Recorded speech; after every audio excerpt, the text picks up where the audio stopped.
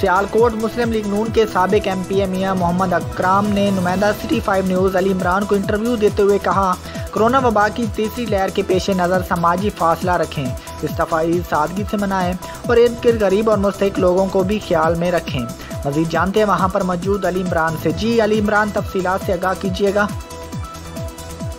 बिल्कुल, मैं इस वक्त मौजूद हूँ सिटी सदर व साबिक MP चौधरी मोहम्मद इकराम के डेरा पर मैं मौजूद हूँ। उनसे जानते हैं कि वो तो ईद मनानी है और अपने फासला बरकरार रखना है और जो भी गवर्नमेंट इंस्ट्रक्शनें दे रही हैं उसके तहत अपनी ईद मनानी है।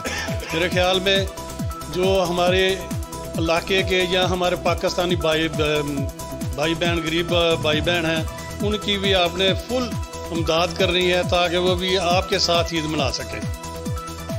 जी बिल्कुल, आपने सुना कि उन्होंने कहा कि इस दफ़ा आपने बिल्कुल सादगी से ईद मनानी है और SOPs का मुकम्मल ध्यान रखते हुए बाहर नहीं निकलना, अपने घरों में अपनी फैमिली के साथ ईद मनानी है। कैमरामैन टीम के साथ सिटी 5 न्यूज़ सियालकोट।